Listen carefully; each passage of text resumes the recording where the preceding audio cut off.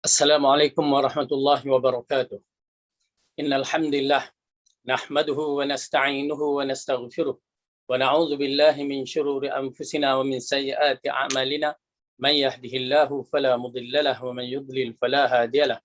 Asyhadu an la ilaha illallah wahdahu la syarika lah wa asyhadu anna Muhammadan 'abduhu wa rasuluh. Amma ba'du.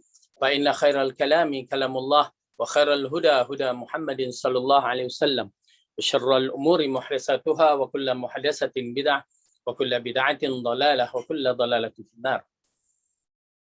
Alhamdulillah, kita rafakkan syukur kita kepada Allah Subhanahu wa taala yang menghidupkan kita, yang mengumpulkan kita dalam majlis ilmu, yang berikan kita kekuatan dan kesihatan untuk berada dalam majlis ini, untuk terus melakukan amalan-amalan terbaik di hari-hari kehidupan kita, baki-baki sisa nyawa kita.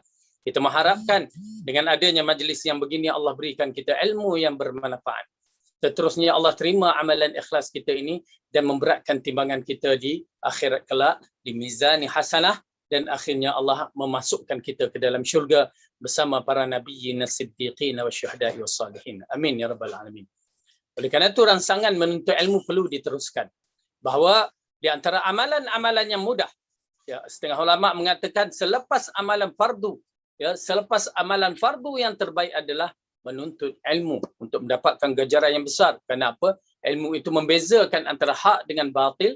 Ilmu itu membuka minda kita daripada kebodohan daripada kebodohan, kejahilan kepada orang yang berpengetahuan. Daripada ditipu oleh manusia terutamanya yang Rasulullah kata akan berpecah umat ini kepada 73 golongan di akhir zaman nanti. Maka kita sudah berada pada zaman itu dan hanya satu yang betul, supaya kita mengenali yang satu ini dan mengenali juga yang 72 yang dikatakan sesat ini, yang tidak betul. Maka oleh kerana itu kita mengharapkan bahawa Allah memberikan kita kekuatan menuntut ilmu dan kesungguhan dan semangat dalam siri kita menuntut ilmu ini. Dan insya-Allah mudah-mudahan dengan kesungguhan kita menuntut ilmu ini, Allah berikan kita jalan yang terbaik, yakni ilmu yang bermanfaat ini kita gunakanlah sewaktu kita hidup di dunia, dan kita akan memberatkan timbangan kita di akhirat kelak. Amin ya rabbal alamin. Baik, kita masih lagi membicarakan kitab yang dikarangkan yang ditulis oleh Imam Ibn Hajar Al-Asqalani, yakni kitab Bulughul Maram, dan di sana disyarahkan satu juzuk dia, nama kitab itu Syarah Kitab Al-Jami'. Ya, Syarah Kitab Al-Jami', yang mana ianya terdapat dalam kitab itu berkaitan dengan hukum hakam, adab-adab, ya, yang berbeza-beza. Jadi insya-Allah hari ini kita akan masuk satu bab yang agak menarik, bab yang akan membezakan antara kita sebagai seorang muslim dengan orang-orang yang tidak berilmu. Orang muslim yang berilmu dengan orang muslim yang tidak berilmu. Pertama sekali tuan-tuan dan puan-puan, sebelum kita meneruskan ya pengajian kita, saya mengharapkan tuan-tuan dan puan-puan bersihkan diri kita ni, ya, dengan istighfar, dan minta Allah jadikan kita di antara orang yang ikhlas dalam siri menuntut ilmu, dan bersedia untuk menerima teguran, bersedia untuk menerima arahan-arahan Allah dengan perkataan sami'na wa ata'na. Ya, kalau kita sudah bersedia untuk menerima arahan-arahan Allah, insya-Allah tak ada jadi masalah. Kita tidak akan mengungut banyak. Kalau kita bersedia untuk menerima SOP daripada kerajaan, kita akan menerima SOP dari Allah lebih lagi.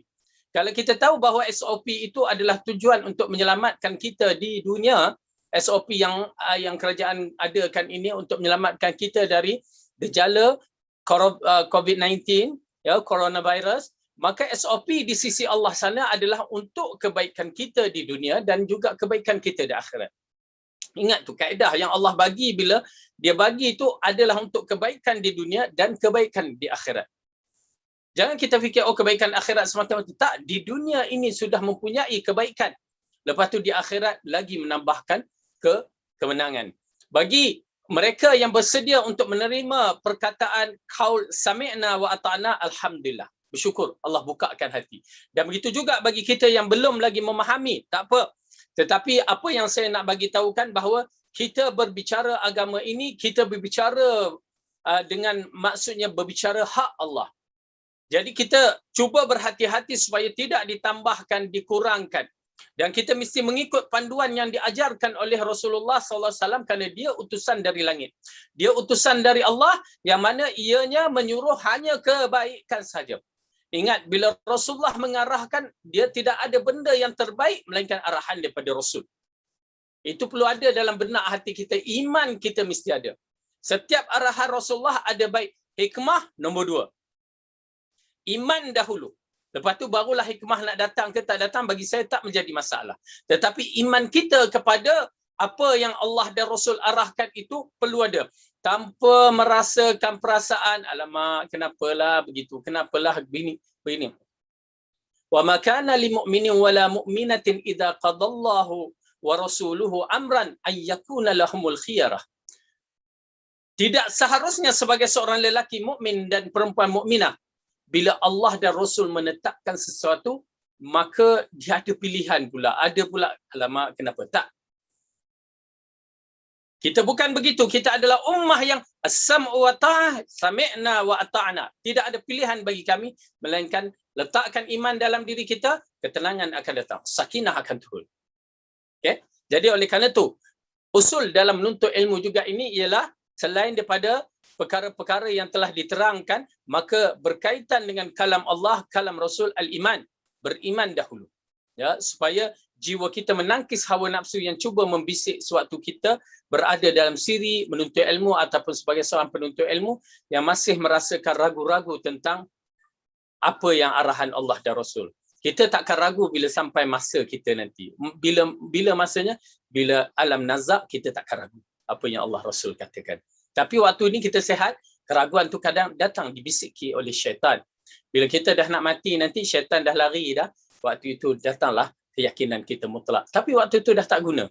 Ya, waktu itu tak guna, tuan-tuan dan puan-puan. Waktu sekarang inilah kegunaan yang paling penting iman kita di dada kita terhadap qaul Allah dan qaul Rasulullah sallallahu alaihi wasallam. Baik, hadis yang ke-33 muka surat 115, larangan bertasyabbuh. Okey, larangan bertasyabbuh. Apakah dia tasyabbuh? Ya, tasyabbuh ini adalah menyerupai. Ya, menyerupai. Menyerupai, apakah yang dikatakan larangan? Sedangkan menyerupai itu, kalau kita nak menyerupai Rasulullah, tidak menjadi masalah. Tasyabbuh bi Rasulillah tak menjadi masalah. Okay. Kita kena tahu, tuan-tuan dan puan-puan, bila sebut sebagai seorang Muslim, SOP dia memang ada. Orang kafir tu jangan bicaralah. Orang kafir memang tidak ada SOP, dia ikut suka dia aja. Sebab dia, pertama di dunia diazab dengan penyakit-penyakit, diazab dengan kerugian, diazab dengan segala-galanya.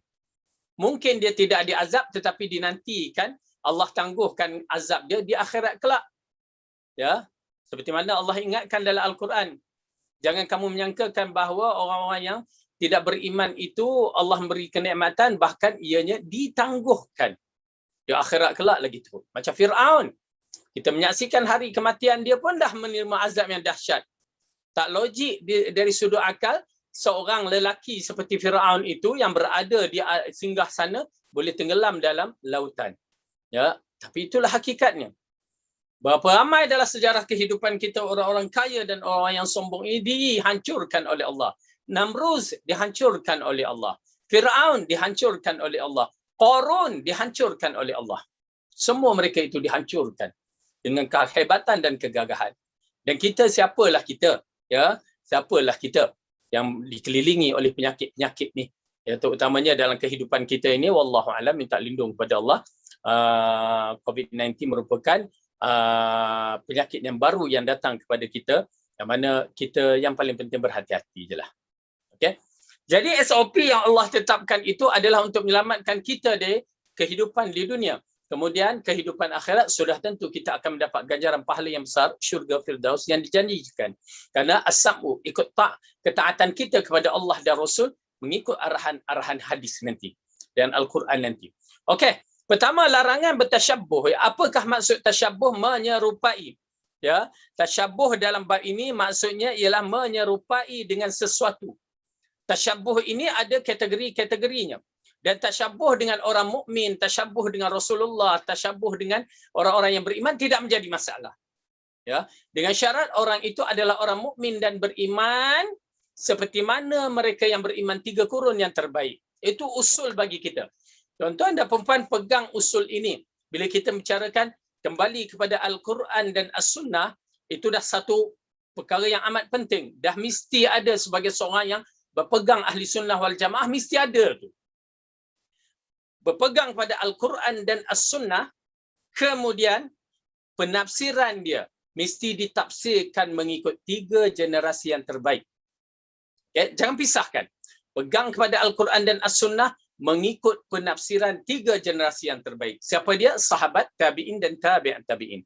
Ini usul pegangan kita. Ia merupakan usul pegangan kita. Taraktu fikum syai'aini lan tudillu ba'dahuma. Kata Allah, Rasulullah, aku tinggalkan kepada kamu 2 perkara dan kamu tidak akan sesat. Tidak akan sesat forever untuk selama-lamanya. Apa dia? Al-Quran dan As-Sunnah. Tetapi bila kita melihat, menyaksikan manusia-manusia pada akhir zaman ini memegang Al-Quran dan As-Sunnah, tetapi penafsiran dia akal. Penafsiran dia bukan mengikut Al-Quran dan As-Sunnah, tetapi penafsiran dia mengikut akal. Merupakan penyelewengan di antara penyelewengan akidah kita. Penyelewengan agama kita.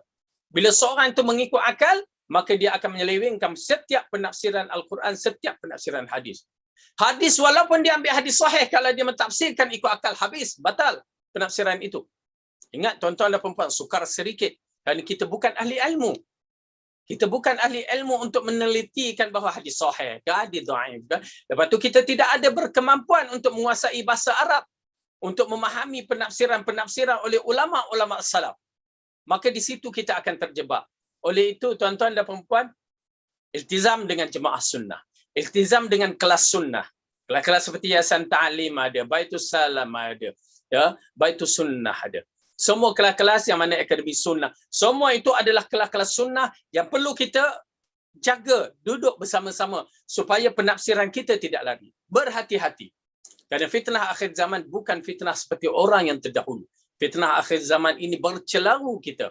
Masing-masing nak mengetengahkan Al-Quran dan Al-Hadis, sehingga pusat tahfiz pun kita melihat ya mengikut fahaman-fahaman yang sesat.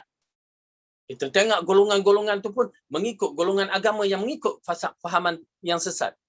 Kita pula membantu dia. Berbahaya tuan-tuan dan puan-puan. Berhati-hati. Okey, baik. Maka tasyabuh bersama dengan orang-orang yang beriman seperti mana yang berlaku para sahabat tabi'in, tabi'at tabi'in, ini tasyabuh yang terbaik, menyerupai imam-imam yang besar ini. Tidak menjadi halangan.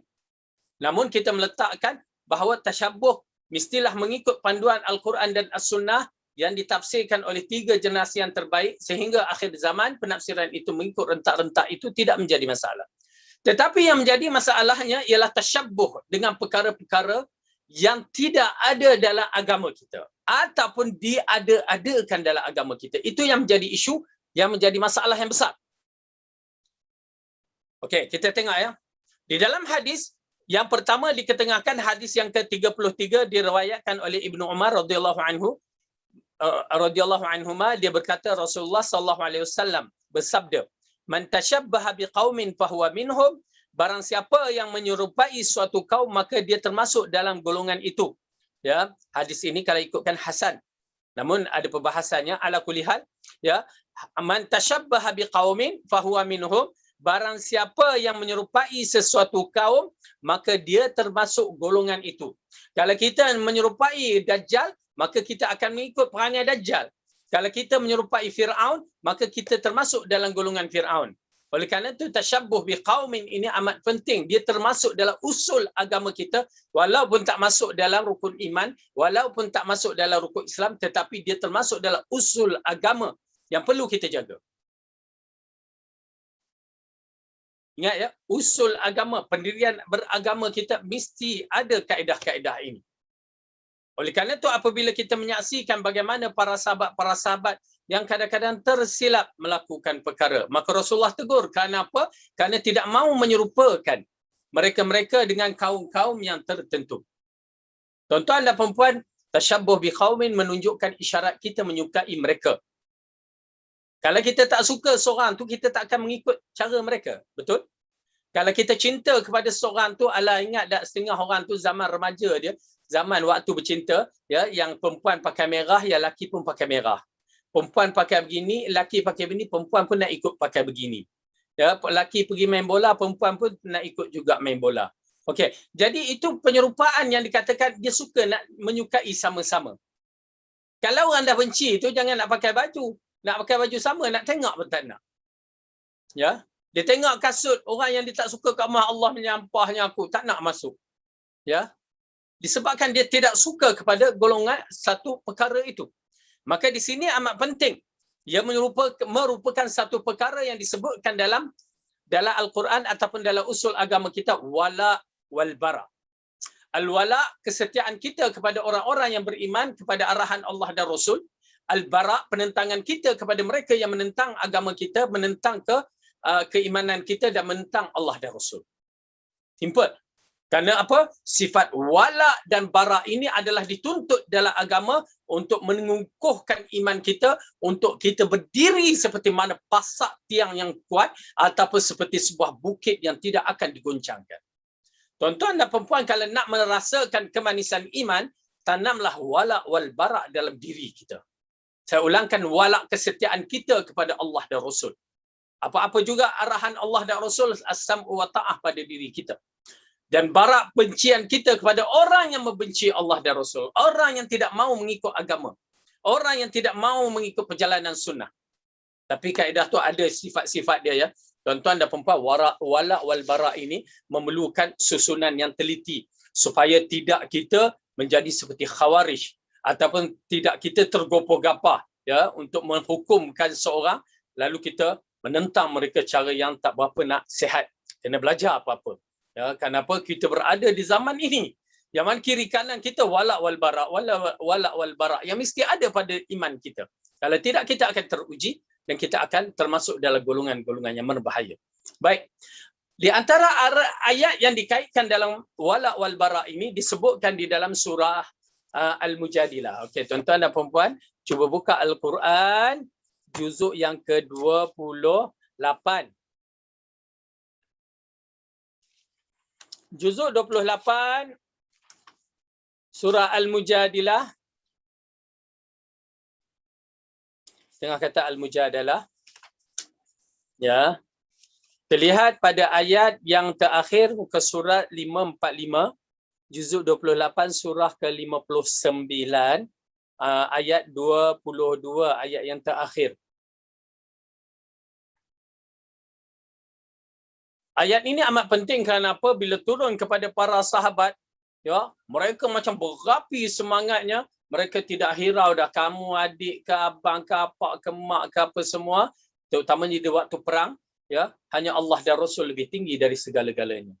Tuan-tuan dan perempuan, hanya Allah dan Rasul lebih tinggi dari segala-galanya. Tanamkan dalam hati kita.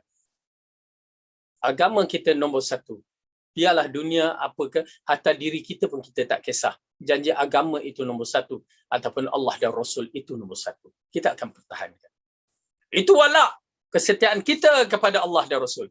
Dan bara, penentangan kita apa juga yang bercanggah dengan agama. Ada tak dalam agama? Tak ada, maka aku tolak. Ini mak kamu, walaupun ibu aku, kerana bercanggah dengan agama. Okey, ini dia ketegasan yang sukar pada akhir zaman untuk dimiliki oleh orang-orang yang beriman.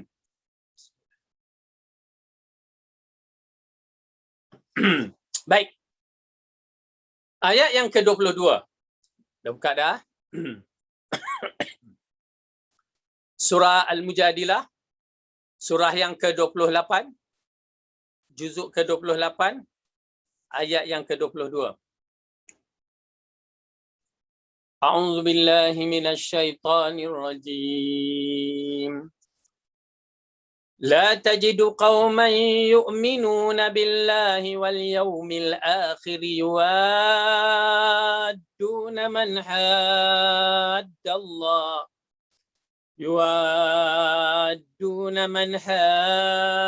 الله ورسوله ولو كانوا آباءهم أو أبناءهم أو إخوانهم أو عشيرتهم أولئك كتب في قلوبهم الإيمان وأيدهم بروح منه ويدخلهم جنات تجري من تحتها الأنهار خالدين فيها رضي الله عنهم ورضوا عنه أولئك حزب الله ألا إن حزب الله هم المفلحون. Kamu tidak akan mendapati sesuatu kaum yang beriman kepada Allah dan hari akhirat saling berkasih sayang dengan orang-orang yang menentang Allah dan Rasul-Nya. Okey, ini di antara mukaddimah ayat yang menceritakan kamu tidak akan menjumpai, kamu tidak akan dapat, dan kamu jangan jadikan diri kamu yang mana orang yang beriman kepada Allah dan Rasul mencintai orang yang menentang Allah dan Rasul dan tidak beriman kepada hari akhirat. Ya, jadi orang-orang yang begini, yang mempunyai keimanan yang tinggi ini, mereka ini mempunyai kehebatan kerana apa? Kerana kesetiaan mereka kepada Allah dan Rasul. Agama dia adalah segala-galanya. Adat datang pun dah ditolaknya. Kepercayaan tok nenek dia yang tak betul dengan Quran dan Sunnah dah memang habis dah. Dia nakkan kembali kepada Allah dan Rasul. Apa juga Allah dan Rasul. Itu dia. Itu yang lahir kepada para sahabat yang sanggup mati berjuang kerana Allah dan Rasul. Mereka takkan biarkan Rasulullah terinaya. Mereka takkan biarkan agama ini dihina. Mereka akan bangun. Tapi sayang kita menghadapi masalah agama kita dihina, dipermainkan oleh orang-orang yang tertentu, orang yang di atas dasar kekafiran mereka. Maka menyeksakan keimanan umat Islam. Walaupun orang Islam ini kita katakan di Malaysia tidak kuat imannya. Tetapi mereka adalah orang Islam yang perlu dijaga, dibela. Kerana nama Islam itu yang menyebabkan dia ada hak bagi kita memelihara mereka. Tetapi bagaimana pula muncul orang-orang munafik yang menyongkok orang-orang kafir ini, yang menyebabkan hak orang Islam habis tegar. Bukan itu hak lembaga, hak perlembagaan. Dalam hak orang Islam pun nak dikacau. Raja-raja yang simbol agama kita pun nak dikacau. Biadab mereka terhadap agama kita. Okey? Begitu kedudukan iman yang perlu ada dalam diri kita, bahawa kita tidak akan mentaati mereka. Kita tidak akan suka kepada mereka. Orang kafir sebelum mendapat pemerintahan lain, bila dah dapat pemerintahan lain, itu memang ma'ruf kaedahnya. Seperti mana Yahudi sebelum dapat tanah Palestin itu, ya, lain, bila dah dapat lain. Umat Palestin dihalau keluar. Auzubillah. Jangan sampai pisang berbuah dua kali. Itu je. Ala kulli hal, nak menceritakan orang yang beriman ini begitu sikapnya, dia tidak akan berkasih sayang dengan orang-orang yang menentang Allah dan Rasul, tak akan ikut, tak akan kasih sayang. Walau kanu aba'ahum au abna'ahum au ikhwanahum au ashiratahum. Walaupun orang itu adalah bapa-bapa mereka, atau anak-anak mereka, atau saudara-saudara mereka, ataupun kaum kerabat keluarga mereka. Maksudnya orang yang terdekat. Apatah lagi orang jauh tu dah lain cerita. Orang yang terdekat, paling dekat mak ayah kita, paling dekat bawah anak cucu kita, paling dekat kiri dan kanan adik-beradik, kakak mak, kakak abang kita, dan ashiratahum, ya, kaum keluarga kita, yakni kabilah kita. Walaupun mereka itu semua begitu. Oleh kerana itu kita menyaksikan Abu Bakar pada hari peperangan Badar. Dia mencari-cari anaknya yang masih kafir itu untuk dibunuh.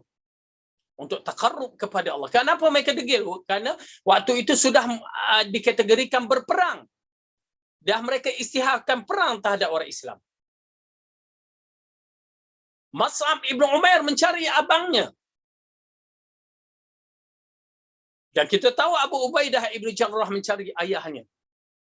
Waktu itu, kenapa mereka menentang? Kerana mereka nak bunuh orang yang bersama dalam agama.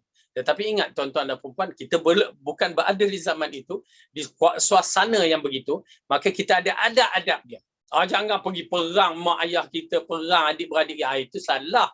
Itu tak faham dari sudut wala' wal bara' yang sebenar. Kita adalah medan dakwah. Itu dibicarakan medan peperangan.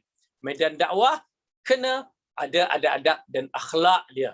Ya, jaga akhlak dia, jaga adab dia. Kita mengikut ayat-ayat seperti menghormati mak ayah, layan dia kalau dia bukan orang beriman, berislam ataupun orang Islam yang tak faham, layan seperti baik, lakukan perkara yang baik. Itu dia.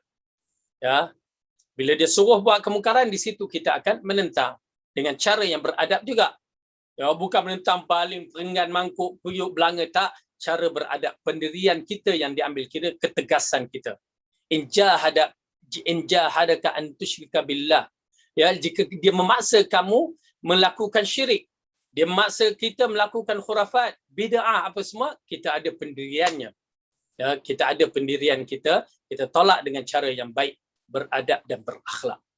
Okay. Zaman sekarang, tolakkan kita cara beradab dan berakhlak. Itu cara profesional. Bukan kita pergi maki hamun pula dia, tak. Kita tolak dengan cara beradab dan berakhlak, dan kira nak berdebat, berdalilkan fakta-fakta. Itu cara kita. Ya, jangan ikut sedap mulut je. Ya, baik-baik mulut laser kita tu simpan elok-elok. Baik. Kemudian Allah mengatakan lagi, bila kita ada perasaan itu, ini yang penting. Apa Allah katakan? Ulaika kataba fi qulubihimul iman wa ayyadahum biruhim min. Mereka itulah orang-orang yang Allah telah menanamkan keimanan dalam hati mereka dan menguatkan mereka dengan pertolongan yang datang dari Allah. Ya, ditabak. Dalam ayat ini dikatakan, ya, ulaika kataba fi qulubihim, di seolah-olah satu cop mentera yang telah mengisyaratkan iman kita ini insya-Allah akan kukuh. Kalau kita mampu buat begitu, ada wala' wal bara', iman kita akan kukuh. Ya. Baik. Jadi, dan bukan sekadar kukuh, ianya akan dibantu. Keimanan yang datang dari arah-arah yang hanya Allah yang mengetahui untuk menjadikan hati kita kuat iman, sakinah, ketenangan dalam jiwa kita ni akan berterusan.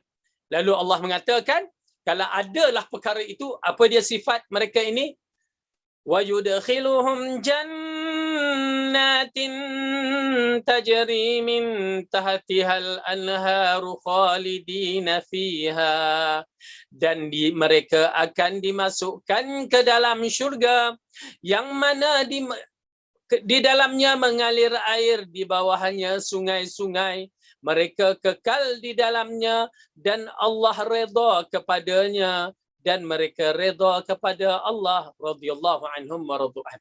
Kalau Allah dah redha, habis cerita. Kita tak nak bicara panjang. Bila Allah dah redha, itulah sifat ahli syurga. Tuan-tuan dan puan-puan, siapa yang nak mendapat keredaan Allah selepasnya wafat baginda, ini di antara jalan-jalannya.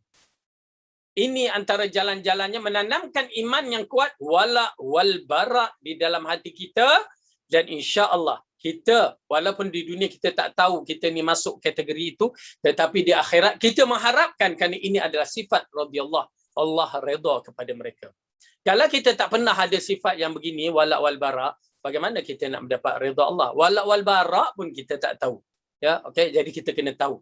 Insya-Allah dalam kelas siasan taklim rasanya ada di kalangan asatizah kita, ustaz-ustaz kita mahir dalam bicarakan wala wal bara. Ya, memang akan dibicarakan dalam masalah keimanan, wala wal bara akan dibicarakan. Baik. Ulaika hizbullah ala inna hizballahi humul muflihun. Mereka itu adalah golongan Allah. Ketahuilah bahawa sesungguhnya golongan Allah itu golongan yang beruntung, yang berjaya. Golongan Allah, dia ada beberapa golongan. Ahlul Quran, ahlullahu khasatah. Ya, ahli Quran itu adalah orang-orang VIP Allah yang khusus. Itu pun ada syaratnya. Akidah mesti clear. Kalau menghafal Quran, membaca Quran, lepas tu ya hana-hananya, ya, dengan tawasul kepada benda-benda syirik, tak guna hafazan Quran itu. Ianya berlaku pada umat-umat yang terdahulu ataupun zaman-zaman terdahulu sebelum kita. Berapa ramai golongan Khawarij yang menghafal Quran, berapa ramai golongan Mu'tazilah menghafal Quran, berapa ramai golongan Qadariyah, Jabariyah, semuanya menghafal Al-Quran. Tapi tak guna kerana akidah mereka sesat. Ya, okey, di sini pula kalau kita ada wala wal bara, dia termasuk golongan Allah. Tetapi golongan Allah ini diisyaratkan hizbullah, golongan Allah. Ya, Golongan Allah yang membawa risalah yang sebenar. Baik. Jadi wala wal bara, sekarang kita melihat perbahasan seterusnya dalam buku ini yang diriwayatkan dari Abu Ya'la secara marfu' dari Ibnu Mas'ud. Ya, apabila hadis yang pertama kita baca ada perbahasannya sedikit, namun begitu wallahu alam saya melihat hadis itu adalah hadis hasan, yakni sahih, ya, yang disahihkan oleh Albani rahimahullah kalau tak salah. Hadis yang berikutnya, man asar, yang berikutnya asar, bila kita sebut asar salah satunya ungkapan para sahabat, ya, man radiya amala qaumin kana minhum, barang siapa yang suka redha amalan suatu kaum maka dia bahagian dari mereka. Syekhul Islam Ibn Taymiyah berkata sanadnya bagus. Al-Hafiz dalam Al-Fath berkata sanad hadis ini hasan, dihasankan oleh Imam As-Sayuti dalam Jami' As-Saghir. Ini semua ulama muhaddisin, ya, yang mentasihkan, mentahsinkan. Baik, kandungan hadis. Sekarang kita membahaskan kandungan hadis. Kita dah jelas bab man tashabbaha biqaumin. Kita akan kupaskan satu persatu apakah yang dimaksudkan, ya, tashabbuh di sini. Pertama disebutkan bahawa barang siapa yang menyerupai suatu kaum maka dia termasuk golongan mereka. Kerananya siapa saja di antara kaum muslimin yang meniru kaum kafir terhadap perkara-perkara yang menjadi ciri khas mereka, maka penyerupaan dalam perkara lahiriah akan mendorongnya dalam perkara batiniah. Sehingga seorang muslim suka meniru gaya berpakaian orang kafir, menjadikan dirinya sebahagian dari mereka. Okey, baik. Dalam perkara-perkara yang disebutkan ini, pertama disebutkan bahawa barang siapa menyerupai satu kaum, dia termasuk dalam golongan ini. Kerana apa? Kerana kadang-kadang kaum kafir ini ada ciri-ciri khas dia. Okey? Ciri-ciri khas dia. Orang kata, ustaz pakai kot macam orang kafir. Tuan-tuan dan perempuan, ada perbahasan dalam bab ini, kena teliti. Ya, kot bukan pakaian orang kafir. Kot adalah pakaian yang digunakan di kawasan tempat yang dingin. Ya, habis ustaz pakai dingin ke? Yalah, pasal aircon, kena pakailah. Okey. Kita kena faham elok-elok beberapa kaedah. Ya, kadang-kadang ianya merupakan satu perkara yang dimasyhuri oleh orang kafir, maka kita tidak boleh memasyhurkan juga. Kita menyerupai kemasyhuran mereka. Okey. Misalan, kita akan mulakan langkah-langkah kita untuk membahaskan dari perkara yang disebutkan dalam bab ini. Ada beberapa perkara menyerupai ini. Ulama telah membahaskan dalam bab ini, okey, catat apakah yang dikatakan menyerupai ini, tasyabbuh. Sama ada tasyabbuh berpakaian atau tasyabbuh berbentuk janggut ke rambut tak ada pula. Rambut ke, ya, tasyabbuh dengan berbagai-bagai bentuk tasyabbuh yang mana kita akan membahaskan. Pertama, tasyabbuh dari sudut pakaian. Yang kedua, tasyabbuh dari sudut gaya-gaya. Yang ketiga, tasyabbuh dari sudut kaum. Yang keempat, tasyabbuh pada binatang. Yang kelima, tasyabbuh pada syaitan. Dan beberapa perkara yang lain kita akan bahaskan. InsyaAllah. Kita tengok perbahasan seterusnya. Baik. Tak pula. Okay. Kedua, sebelumnya telah diterangkan bahawa sarana memiliki status hukum yang sama dengan tujuannya. Hadis ini memberikan penjelasan atas wajibnya menutup segala celah yang akan menyebabkan seseorang terjatuh kepada keburukan dalam hal-hal lain yang diharamkan, meskipun pada tujuan awal bukannya untuk itu. Ya, okey. Diterangkan dalam bab ini, sebelum ia diterangkan bahawa suasana memiliki status hukum yang sama dengan tujuannya. Hadis ini memberi penjelasan atas wajib menutup segala celah.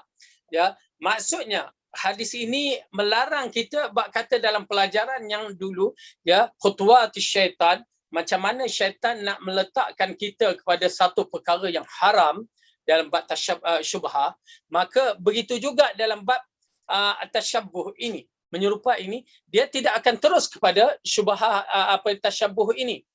Macam mana perkara yang haram, dia tidak akan terhenti pada syubhat. Ya, dia stepkan wala tattabi'u khutuwatis syaitan, jangan kamu ikut step syaitan untuk menyampaikan benda yang haram. Bermula daripada mata, ya. Bermula daripada mata kita melihat, tak kira lah melihat video, melihat wanita, melihat itu ini, maka di situ bermulanya rentak syaitan untuk menunjukkan satu perkara yang besar, zina. Ya, tidak dinafikan. Oleh kerana itu Allah memulakan dengan ayat kepada kaum lelaki, yaghuddul basar, menundukkan pandangan. dan juga wanita-wanita muslimat menundukkan pandangan. Kita berhadapan dengan masalah handphone kita dibuka, ya, dapat melihat lelaki dan perempuan, tak kira lah berpakaian tidak berpakaian, sehingga dalam bilik mereka pun kita mampu melihatnya. Maka kita mengambil dosa-dosa secara tidak langsung. Maaf sebentar. Baik. Jadi oleh kerana itu, tuan-tuan dan perempuan, ini ujian kita di akhir zaman yang Allah ujikan kepada kita, minta Allah beri bantuan. Ya, tuan-tuan, saya sendiri tidak dapat melepaskan, ini kan pula yang lain-lain. Ya, saya sendiri pun kita terjebak kan, kita cuba nak menjaga, tak mampu. Misalnya kita kadang-kadang nak dengar berita, ya, berita datang-datang Mak Minah yang menyampaikan berita. Mak Minah pula tak pakai tudungnya, yang pakai tudung pun comel-comel dia ambil, kan terganggu tu. Ya, warak-warak pun kadang-kadang tergoncang manusia ni. Manusia ni akan tergoncang. Ya, lebih baik tak payahlah tengok berita, senang cerita. Ya, terpaksalah tengok surat khabar pula. Itu semua. Okey. Begitu juga dalam waktu kita memandu kereta ke, memandu motor ke, waktu kita bawa motor, bukan semua depan Pak Haji, Pak Lebai. Nun, kat sana tu Mak Kiah pun ada.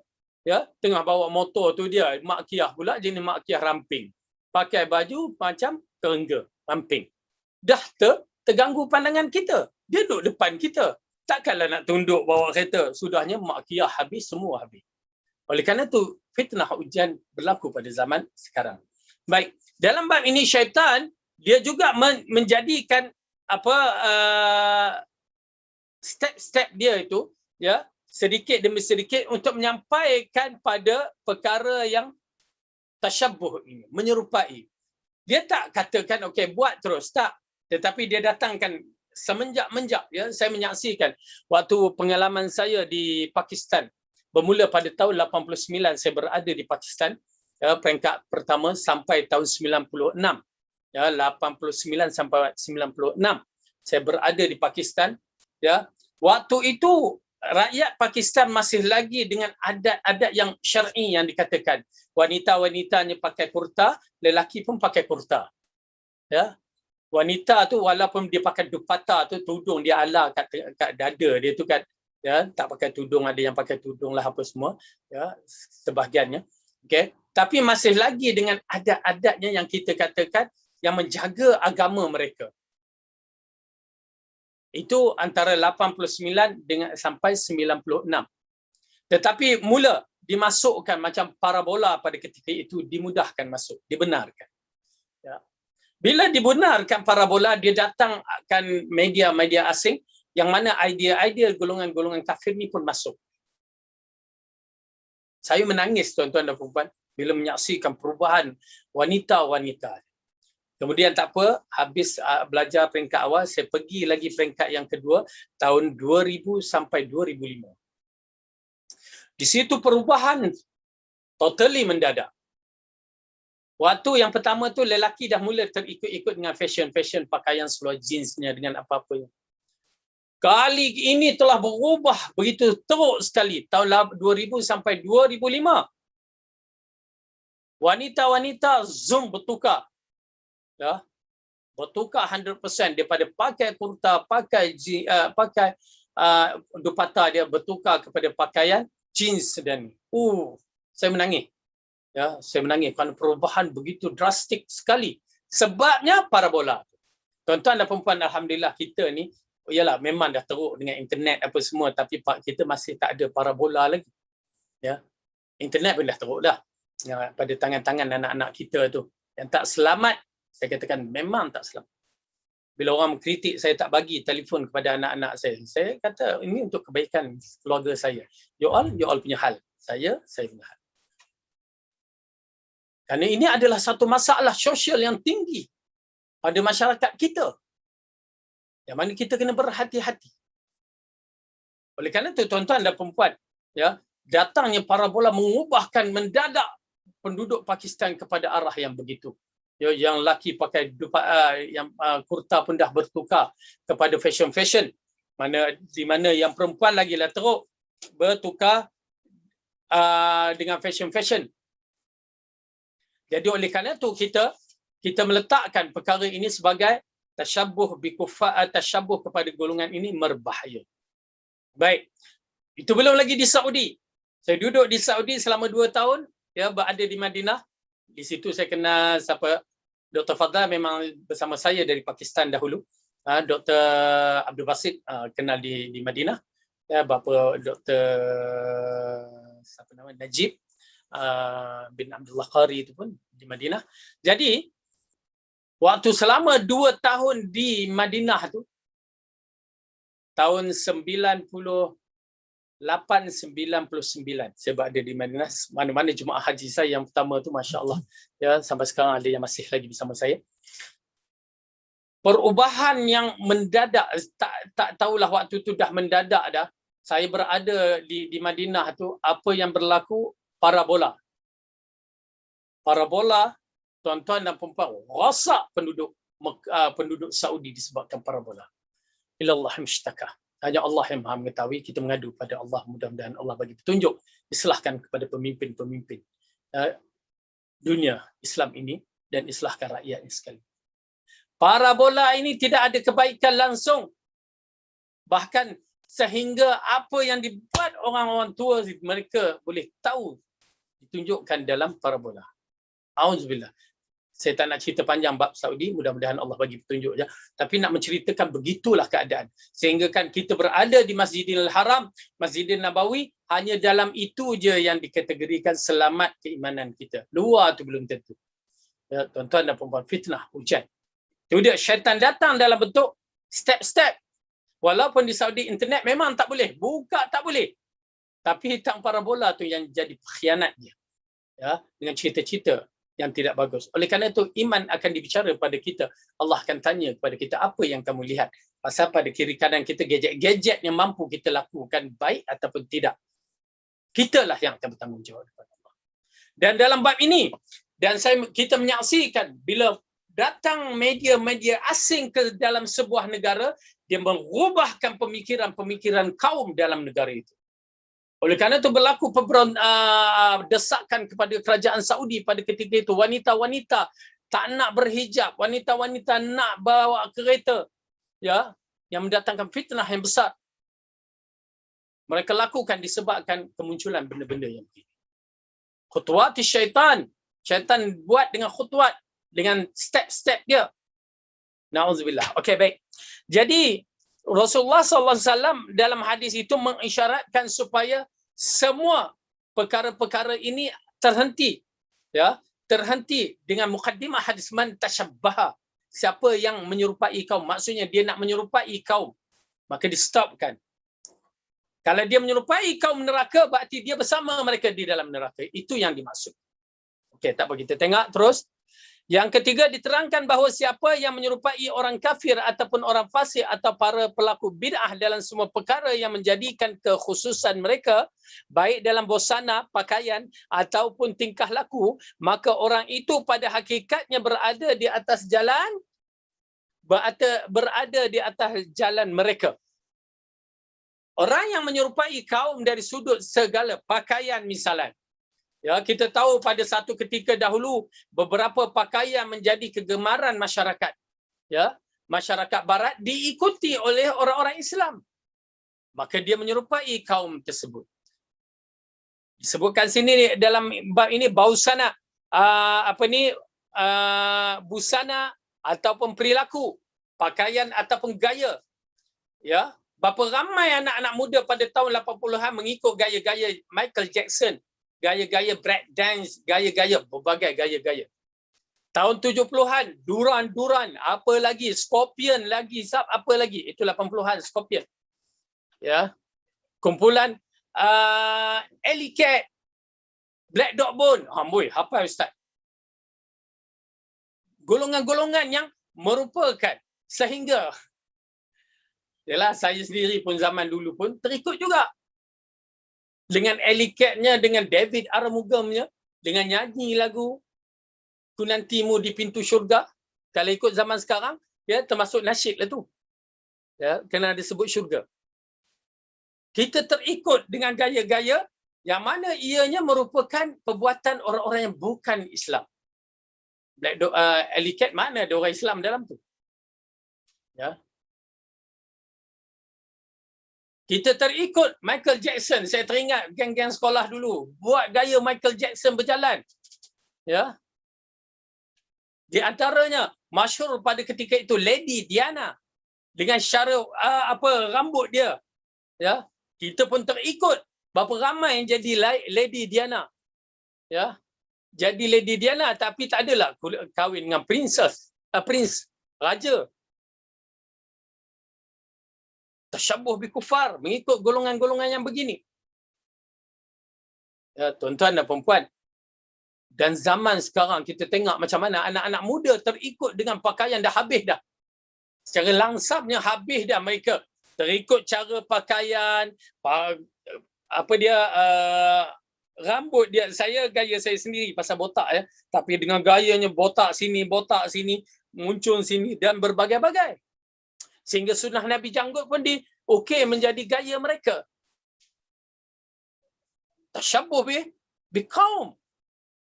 Ini kaum fasik. Walaupun bukan didikan kaum kafir di Amerika, bentuk gaya mereka, tetapi dibina oleh golongan-golongan fasik, golongan kafir. La haula wala quwwata illa billah. Sadaqa Rasulullah SAW. La tattabi'anna sunanal ladzina min qabli. Kamu akan mengikut jalan-jalan orang-orang yang sebelum kamu. Yang disebutkan itu hadis, kita mengikut satu persatu.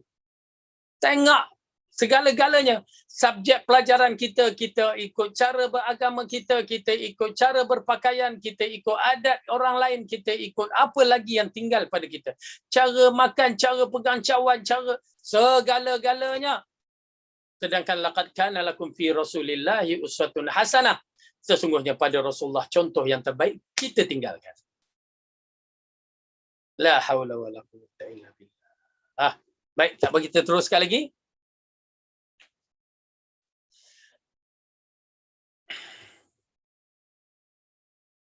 Yang keempat, Syekhul Islam Ibn Taimiyah telah menyusun kitab berjudul Iqtida'u Siratal Mustaqim, yang seluruh isinya menguraikan tentang masalah ini. Di antara fasal tentang dalil Al-Quran dan As-Sunnah dan ijma' akan wajibnya menyelisihi orang kafir dan larangan menyerupainya. Beliau di situ berkata, telah diriwayatkan oleh An-Nasa'i dari Az-Zubair bahawa Nabi bersabda, "Ghayyiru hadza syaiba wa la tashabbahu bil yahud." Ubahlah warna rambut-rambut kalian yang putih, namun kalian yang meniru orang, jangan kalian meniru orang Yahudi. Nampak tak? Sehingga kan Syekhul Islam Ibn Taimiyah menerangkan dalam kitab Iqtida' Siratal Mustaqim ini, menceritakan dan didatangkan dalam hadis yang mana di antara perkara-perkara yang begitu keras Rasulullah SAW larang adalah menyerupai dengan orang kafir, menyerupai ahli bid'ah. Orang kafir dan ahli bid'ah ni, ya, ahli bid'ah ni pasal dia bertopengkan Islam. Pasal kita banyak terjebak, walaupun dia pakai jubah sorbannya besar je amat, ya, besar macam Khomeini tu, ya, tetapi mereka mengkhianati agama ini menjadi duri dalam daging. Dan kita berhadapan dengan kelompok-kelompok yang datang dari Yaman, datang daripada Indonesia, datang daripada yang membawa fahaman-fahaman yang sesat atas nama Rasulullah, mengajar manusia syirik menyembah kepada kubur, meminta kepada ahli kubur, sedangkan Rasulullah SAW mengatakan ahli kubur itu berhajat kepada doa-doa orang-orang yang beriman, berhajat kepada doa anaknya yang soleh. Datang kita minta pada orang yang dalam keadaan kosong, tidak ada apa-apa, konon atas nama wali Allah. Na'udzubillah, syar. Ahli bid'ah dengan lambang serbannya, lambang kain yang berada di tengkuknya, itu semua lambang-lambang mereka. Lambang capal yang seharusnya pada kaki, yang diletakkan kepada kepala. Itulah nilai kepada orang-orang ahli bid'ah. Bila dia letak capal atas kepala, kepala mereka tu bawah kaki kita. Itu nilainya. Oleh kerana itu, tuan-tuan dan puan-puan kena berhati-hati. Sehingga kan Zubair Ibn Awam telah meriwayatkan satu hadis yang diriwayatkan oleh An-Nasa'i. Rasulullah SAW bersabda, "Ghayyiru hadza syayb." Tukarkan warna uban, ya, ada uban tak nampak. Warna uban, ya, kamu semua kepada dengan memakai inai. Yakni warna putih itu tukar dengan warna inai. Jangan kamu menyerupai Yahudi. Jangan serupa Yahudi. Berarti Yahudi itu dia tak berinai walaupun sekali. Dia nak warna putih dia, uban dia ni. Selisihkan. Dah bagus beruban, dah bagus berjanggut, tapi selisihkan dengan Yahudi. Nampak tak? Selisihkan. Begitu juga dengan puasa.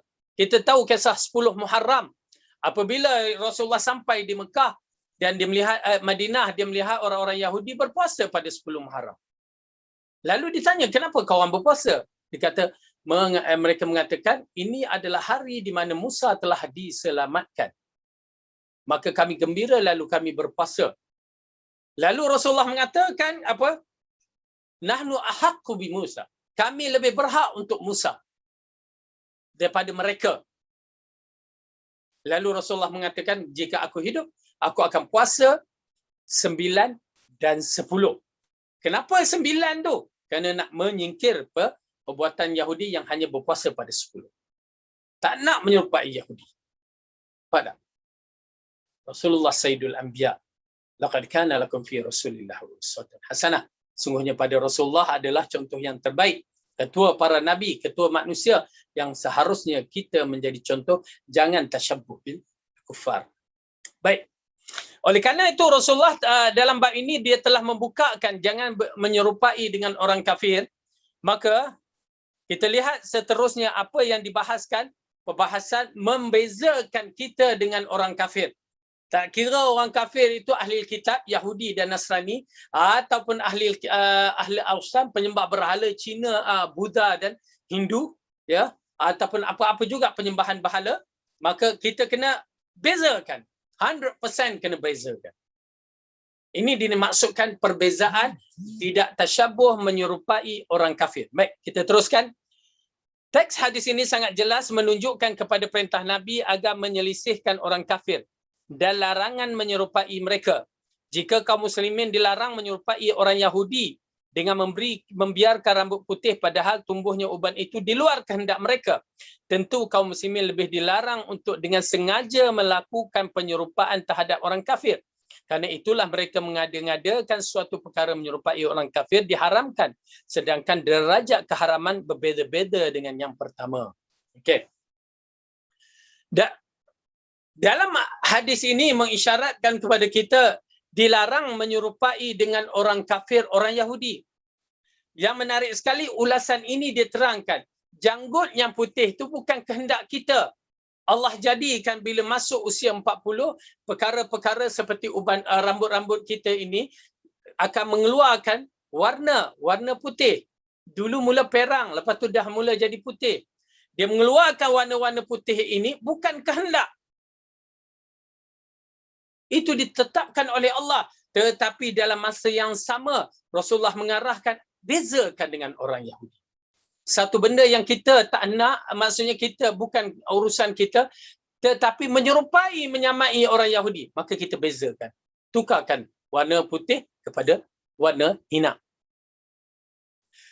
Kalau perkara itu yang semula yang dijadikan oleh Allah, kita diarahkan menyanggahi penyerupaan dengan orang kafir.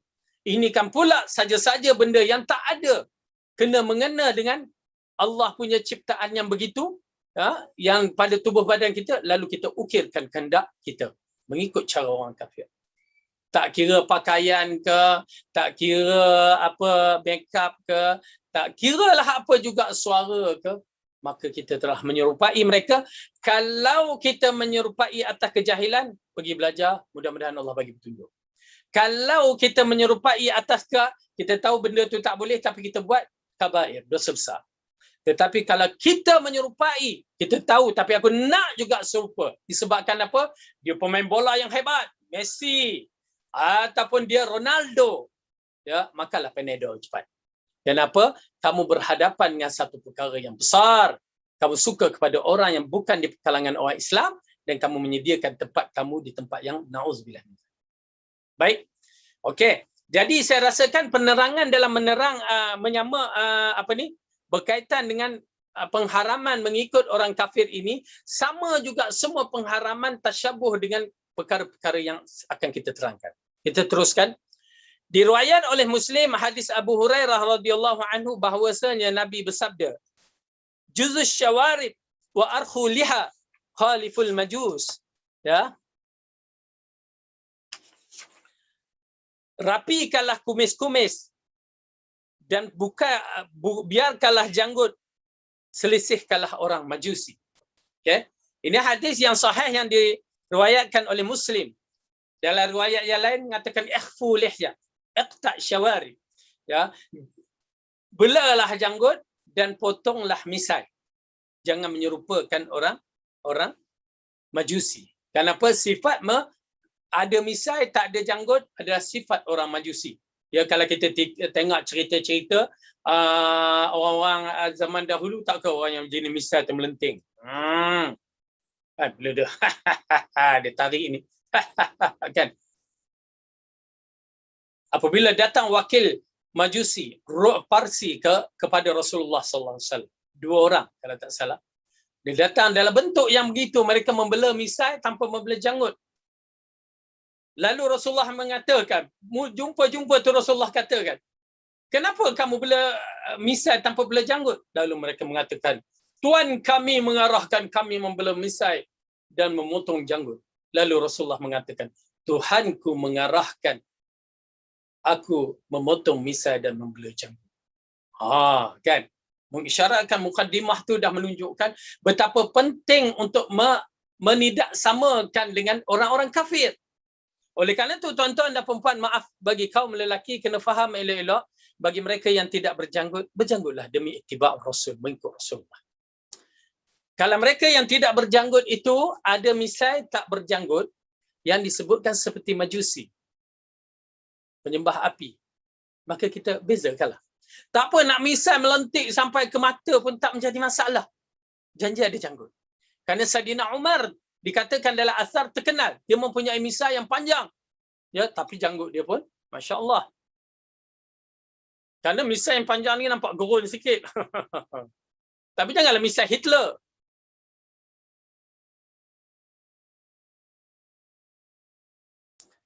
Bagi orang lelaki dia kena ada misai dan janggut misai. Dia kena ada janggut dan misai ditrimkan, dipotong, dijaga.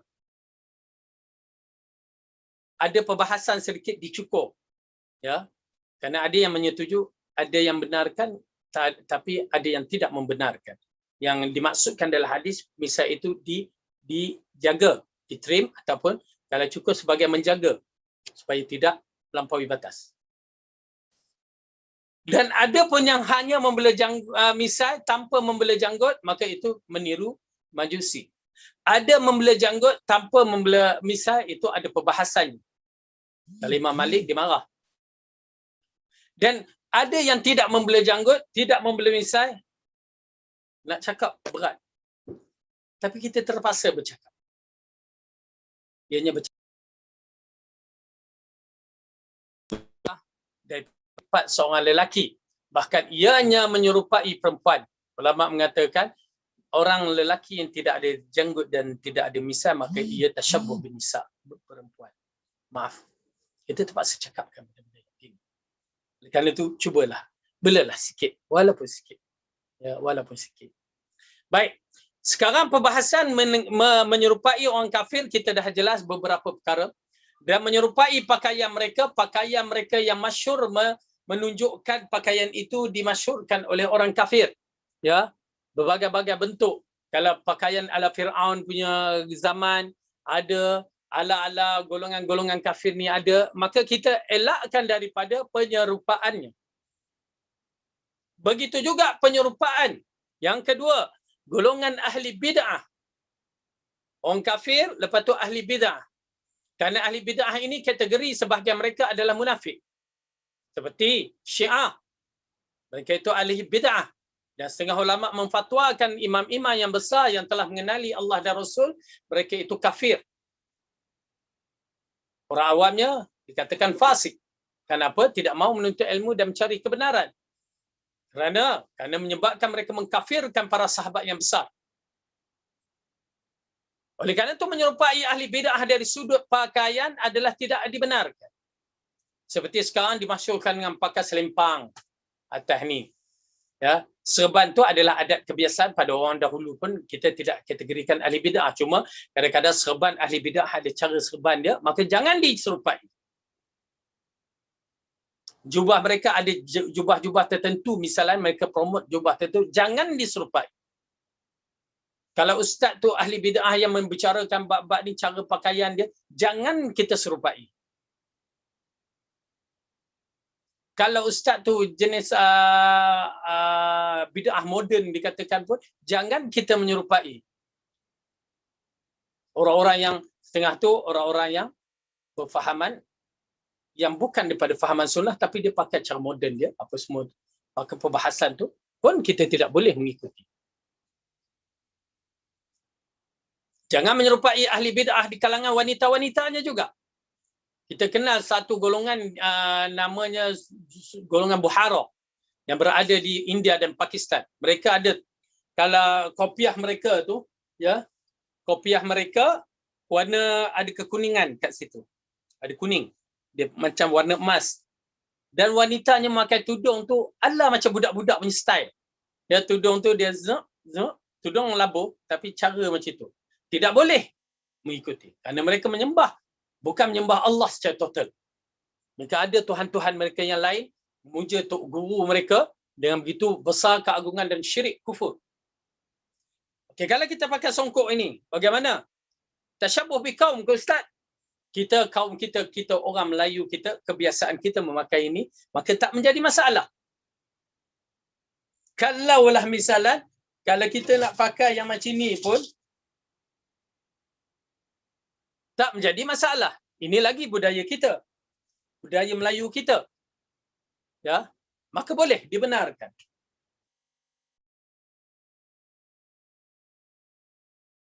Melayu kita ini kenal, maka tidak menjadi masalah. Jadi oleh kerana itu, tuan-tuan dan puan-puan, kita memakai dengan pakaian kaum kena berhati-hati.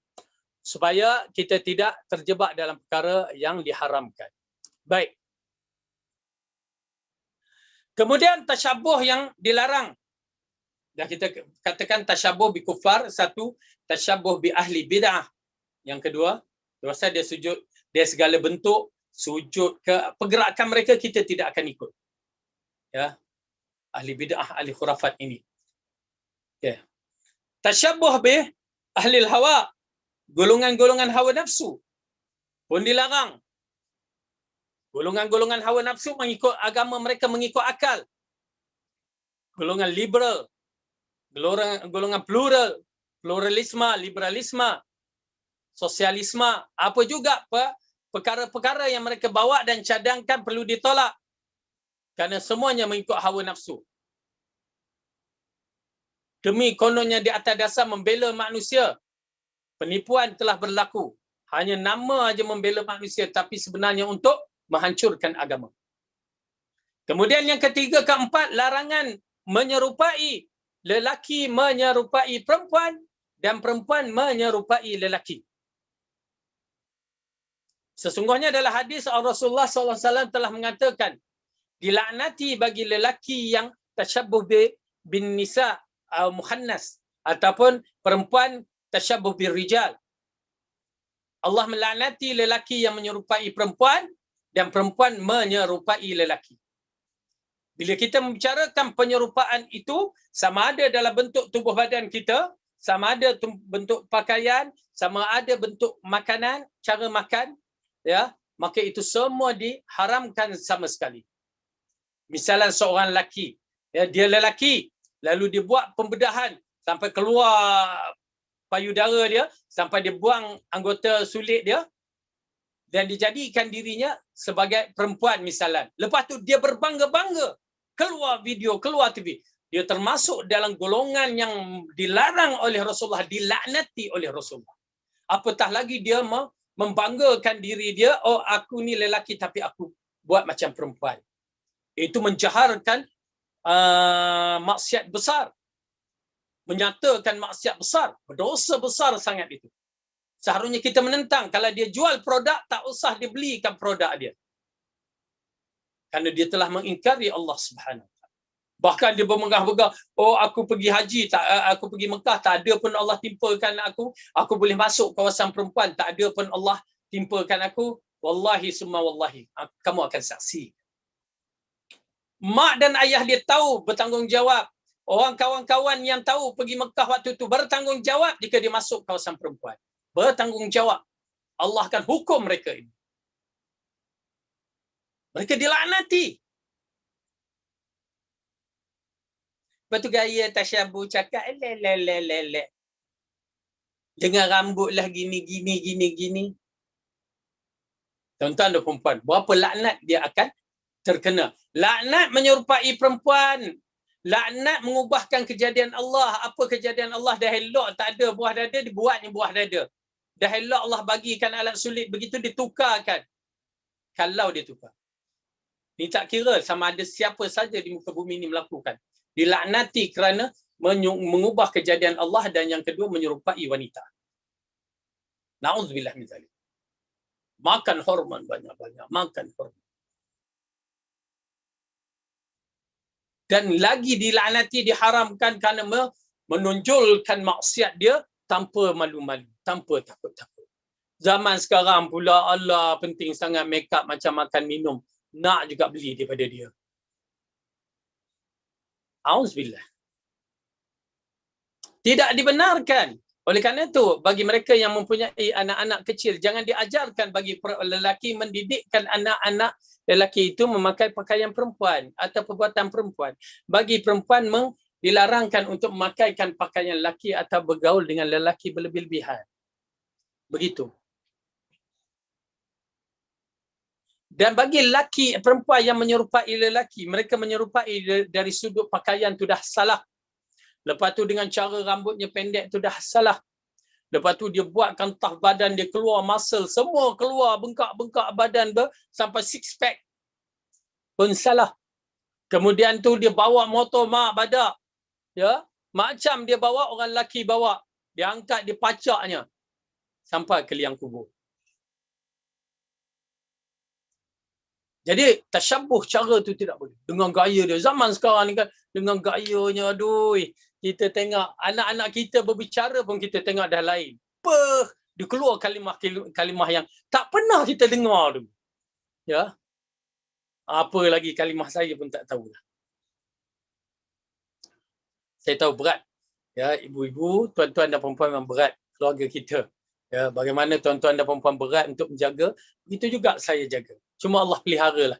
Ya Allah berikan kekuatan saya buka sekolah. Saya memang takut. Ya, saya jagalah saya sendiri. Anak saya senang. InsyaAllah Allah bagi jalan. Yang keempat, menyerupai ahli bid'ah, menyerupai orang kafir, menyerupai ahli hawa, menyerupai lelaki dan perempuan. Yang dilarang berikutnya adalah menyerupai binatang. Bagaimanakah menyerupai binatang? Ya, seorang tu dalam saya mendengar, pertama sekali saya dengar, itulah kali terakhir, dan itulah saya berjumpa dengan Syekh Saleh Al-Utsaimin rahimahullah. Itulah kali pertama, itulah kali terakhir, dan itulah saya dapat cium dahi dia, ya, dan saya bertanya satu soalan pada dia di bumi hijrah Rasulullah, Masjid Nabawi. Itulah pertama kali. Subhanallah. Saya mendengarkan dalam majlis fatwa dia mengatakan dalam majlis di Masjidil Nabawi itu, dia duduk di tempat kursi Syekh Abu Bakar Al-Jazair. Pada hari itu tak sangka dia datang, ya. Dia mengatakan di antara tasyabuh bi haiwanat, ya, seperti seseorang itu pakai contact lens, dia pakai contact lens, ya. Macam bentuk mata kucing, mata harimau dia kata. Mata buaya. Ya. Itu tasyabuh. Mata dah Allah bagi elok cantik-cantik, dia pergi pakai tasyabuh dengan mata buaya, mata harimau. Suaminya terjaga tengah malam lah, ada harimau pula sebelah. Kan? Maka itu tasyabuh. Itu belum lagi dengan cara pakaian, terutamanya kanak-kanak itu lain perbahasannya. Tetapi orang-orang yang dewasa ni dia pakai misalnya ketat, ya, macam harimau. Dia dah pakai ketat tu dah salah. Lepas tu ditumpuk-tumpukkan macam harimau. Pakai pula dengan topeng harimaunya. Okey. Maka ianya merupakan satu larangan. Kemudian yang berikutnya larangan yang menyerupai syaitan dan iblis. Ini kadang-kadang kita terlepas. Dan para ustaz pun sendiri terlepas pandang. Tang mana? Apabila Rasulullah SAW melarang sahabat menyerupai ahli-ahli neraka, ahli-ahli maasi, merupakan peringatan kepada kita jangan takwil dalam larangan tersebut. Kerana larangan itu Allah arahkan Rasul jaga umatnya supaya jangan melakukan perkara-perkara yang terlarang ini. Tetapi di kalangan saya pernah mendengar ustaz-ustaz ni yang setengah tu kita anggap sunnah juga, mengkiaskan, mentafsirkan, itu yang menghairankan saya. Kenapa mereka mengkiaskan dan mentafsirkan mengikut apa yang mereka tak jelas tentang pandangan, tidak jelas hukum. Bagi kita jelas hukum. Mereka yang tak jelas. Tapi kita tengok masdar talaqi mereka, kat mana mereka ambil dan mana mereka belajar, di situ kita akan tahu kenapa mereka mentakwilkan. Tapi ala kulli hal, apa dia? Menyerupai syaitan dilarangkan sama sekali, berdalilkan hadis Rasulullah sallallahu alaihi wasallam mengatakan, la ta'kulu bishimal wa la tashrabu bishimal fa inna syaitana ya'kulu bishimal wa yashrabu bishimal. Apabila Rasulullah menegurkan para sahabat, dia kata kul biyamini. Kul biyamini. Ya, makanlah tangan kanan. Minumlah tangan kanan.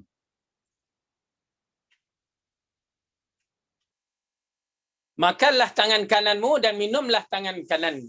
Jangan kamu makan dengan tangan kiri dan minum tangan kiri. Kerana apa? Kerana syaitan makan tangan kiri, minum tangan kiri. Jelas, hadis jelas. Hadis jelas, as-sam'u wa ta'ah. Kami dengar dan kami patuh. Apabila makan tangan kanan itu diarahkan. Hatta budak kecil tu pun Rasulullah kata, ya ghulam kul biyaminik. Kul sammillah, kul biyaminik, kul mimma yali. Wahai budak, makan, baca bismillah, makan tangan kanan, ya, makan yang paling dekat. Dia ajarkan budak. Tiba-tiba mak budak, bapa budak buat dia aja. Minum tangan kiri. Ya. Dia minum tangan kiri. Ni tangan kanan ya. Tukar dia minum tangan kiri. Kalau kotorlah tangan saya, lah kotor kamu masuk mulut. Buat apa?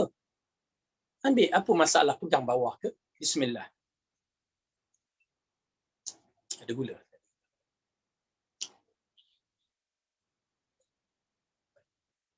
Baik. Minum tangan kanan, jangan minum tangan kiri. Kerana kita beriman dengan risalah Rasulullah. Tetapi saya terkejut apabila seorang ustaz, begitu ustaz sunnah ya, mengatakan bahawa kenapa Rasulullah sallallahu alaihi wasallam larang? Disebabkan ya, biasa tangan kiri ni pegang benda yang kotor, pegang. Tapi kalau bersih, apa salahnya? Makan tangan kiri, minum tangan kiri. Ya, tak menjadi masalah. Saya katakan di sini, kenapa kamu mencanggahi Rasulullah sallallahu alaihi wasallam? Apakah disebabkan title kamu ustaz? Ya, kamu sanggup mencanggahi Rasulullah kata kul biyaminik. Makan tangan kanan kamu. Siapa kamu nak mengulaskan urusan Rasulullah? Kalau budak kecil pun Rasulullah kata makan tangan kanan kamu. Jangan makan tangan kiri.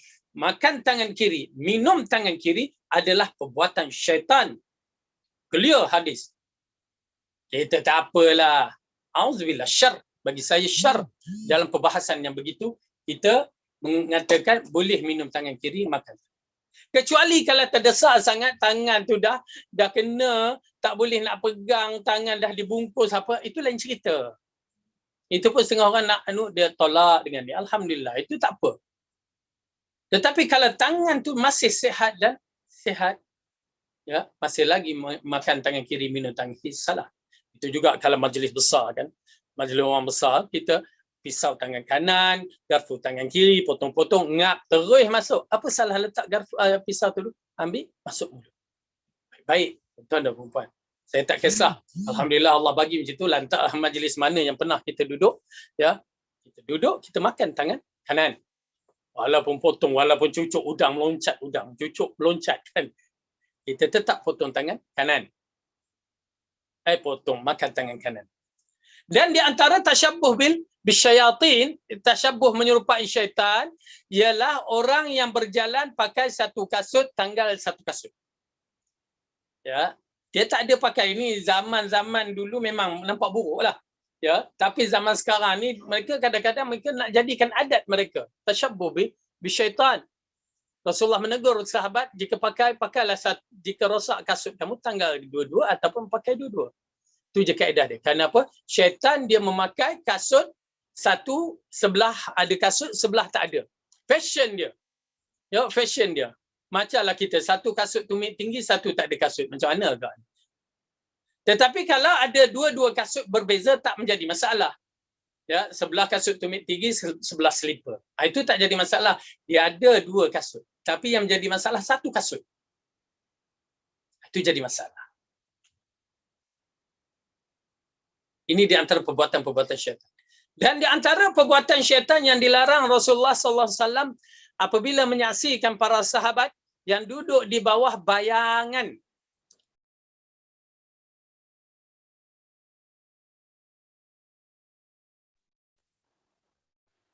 Bayangan sebelah matahari sebelah, maksudnya separuh-separuh. Ianya biasanya berlaku pada waktu musim sejuk. Ya, musim sejuk kadang-kadang badan tu dah panas, kaki tu dihunjur kepada ni ke cahaya matahari. Kaki itu dihunjur kepada cahaya matahari kerana nak sejukkan, nak panaskan kaki. Badan di bawah pokok ke apa ke. Tak boleh rupanya. Itu adalah tempat syaitan melepak. Sama ada kita keluar semua badan kita di bawah matahari ataupun duduk semuanya di bawah bayangan. Jadi Rasulullah SAW menegur para sahabat supaya tidak berlaku perbuatan yang begitu. Itu adalah majlis syaitan, tempat syaitan. Cuma ada orang bahas, Ustaz, saya naik kereta tiba-tiba sebahagian badan saya kena matahari, sebahagian tak kena. Macam mana tu Ustaz? Kamu ni kalau naik kereta tu terus je lah. Takkan kita nak berhenti kereta duduk kat luar. Terus je, itu tak jadi masalah. Ini sahaja kita tempah tempat. Sahaja kita duduk di bawah bayangan dan duduk di bawah cahaya. Ya, separuh bayangan, separuh cahaya. Maka itu perbuatan-perbuatan tasyabbuh. Menyerupai. Tapi di Malaysia rasanya orang tak buat. Ya, tapi waktu saya di Pakistan dulu, di Mesir pun begitu, kita menyaksikan setengah orang buat macam itu. Dia badan dah panas, kaki je sejuk. Dia hunjurkan kaki di bawah cahaya matahari. Tak boleh. Itu tasyabbuh. Menyerupai orang kafir. Menyerupai syaitan. Kemudian, di antara larangan-larangan juga ialah membazir. Dalam siri membazir, apa juga pembaziran adalah dilarang. Pembaziran makanan, pembaziran elektrik, pembaziran, itu semua dikatakan ikhwanus syayatin. Ikhwan, saudara syaitan. Membazir itu adalah saudara syaitan, ia membawa kepada syaitan suka kepada membazir. Ini berdalilkan dalam ayat Al-Quran yang disebutkan oleh Allah dalam surah Al-Isra. Cuba buka surah Al-Isra, surah yang ke-17. Ya, juzuk yang ke-15. Surah Al-Isra, surah ke-17, juzuk ke-15, muka surat 248, ayat 26 kita mulakan.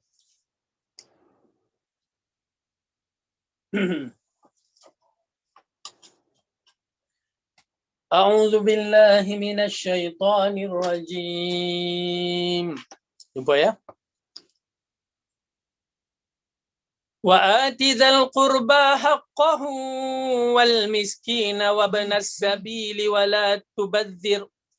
ولا تبذر تبذيرا إن المبذرين كانوا إخوان الشياطين وكان الشيطان لربه كفورا.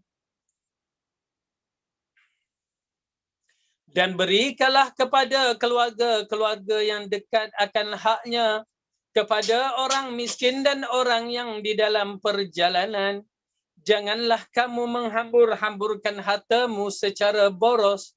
Sesungguhnya pemborosan itu adalah saudara-saudara syaitan. Dan syaitan itu adalah sangat ingkar kepada Tuhannya. Okey.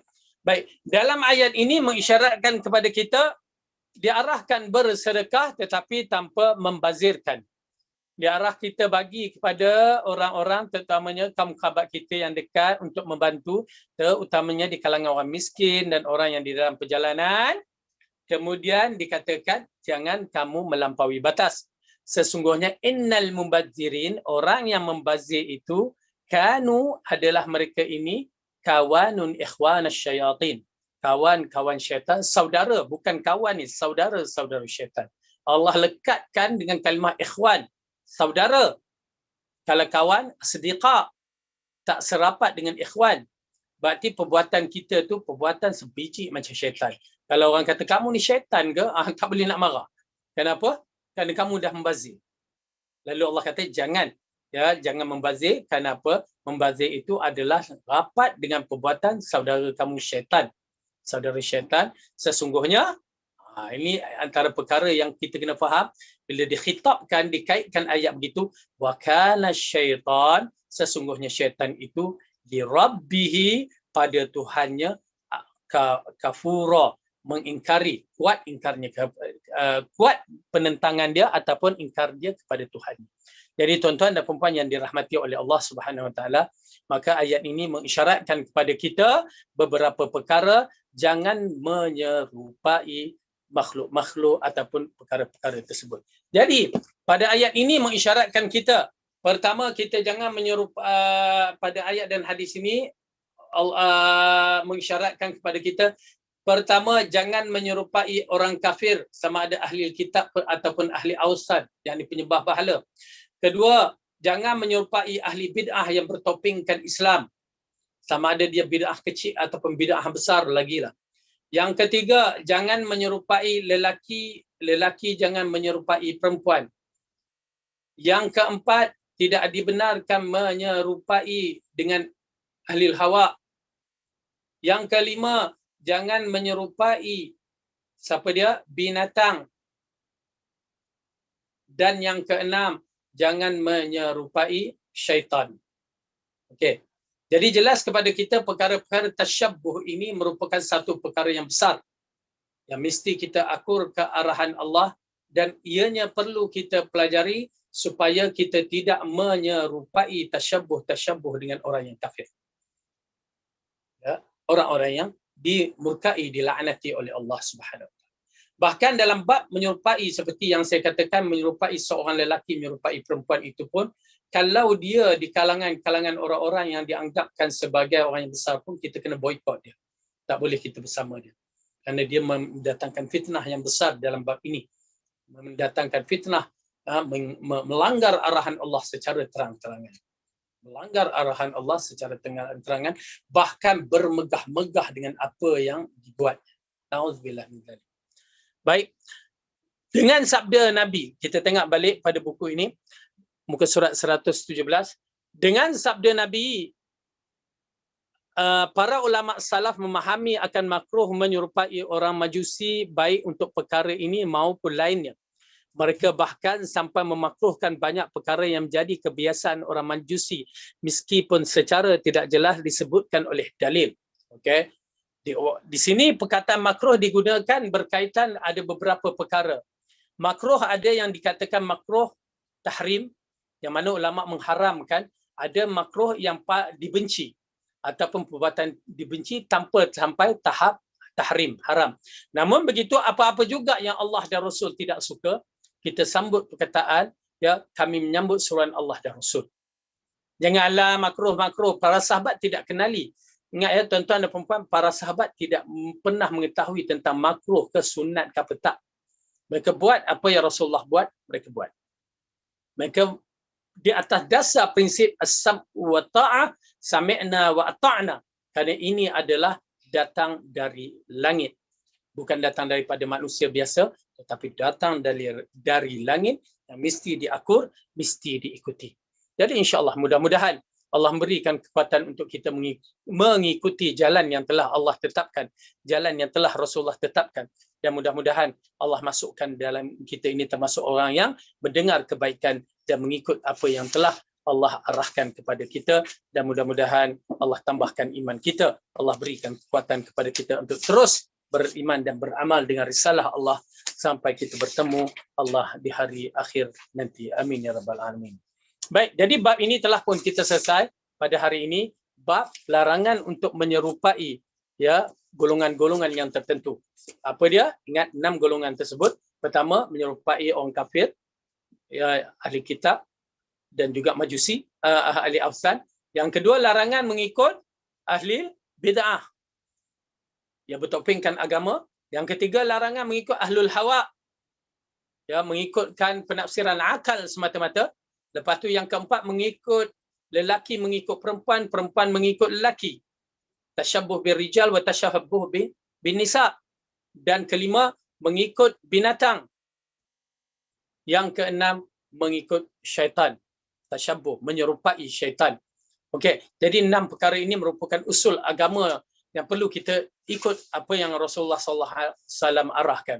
Yang penting, tuan-tuan dan perempuan, amat penting mengikut Rasulullah tanpa banyak bicara. As-sam' wa ta'ah, kita adalah robot kepada Al-Quran dan As-Sunnah, kepada Allah. Kenapa? Kita akan bertemu dengan Allah bila-bila masa. Ya, insya-Allah. Jadi, pada pelajaran yang akan datang, kita akan masuk satu bab baru, yakni nasihat Nabi SAW kepada Ibnu Abbas. Ia merupakan nasihat yang besar, nasihat yang agung, nasihat yang meletakkan tawakal kita begitu tinggi di sisi Allah. Kita meletakkan bahawa tidak ada sesuatu pun kekuatan melainkan dengan izin Allah. Jadi insya-Allah yang baik itu datang daripada Allah, salah dan silap daripada saya sendiri. Mudah-mudahan Allah ampunkan dosa kita, Allah berikan kekuatan kita untuk terus beramal dan Allah terima amalan kita sebagai satu amalan yang berat di sisinya, dan Allah jaga kita, Allah pelihara kita, Allah selamatkan kita dari ujian coronavirus. Allah berikan kesihatan kepada sahabat-sahabat kita yang sedang diuji dengan penyakit ini. Allah sembuhkan mereka secepat mungkin. Allah jadikan mereka hamba-hamba yang bersih daripada dosa-dosa, dan minta Allah pelihara kita, keluarga kita, anak-anak kita, cucu cicit kita, kaum kerabat kita, sahabat-sahabat kita daripada terlibat dalam penyakit ini, ujian yang besar ini. Maka Allah pindahkan penyakit ini kepada orang kafir sebagai azab kepada mereka yang menentang agama Allah. Wallahu a'lam bisawab. Yang baik itu datang daripada Allah, salah silap datang daripada saya sendiri. Aqulu qawli hadza wa astaghfirullah li wa lakum. Wassalamu alaikum warahmatullahi wabarakatuh.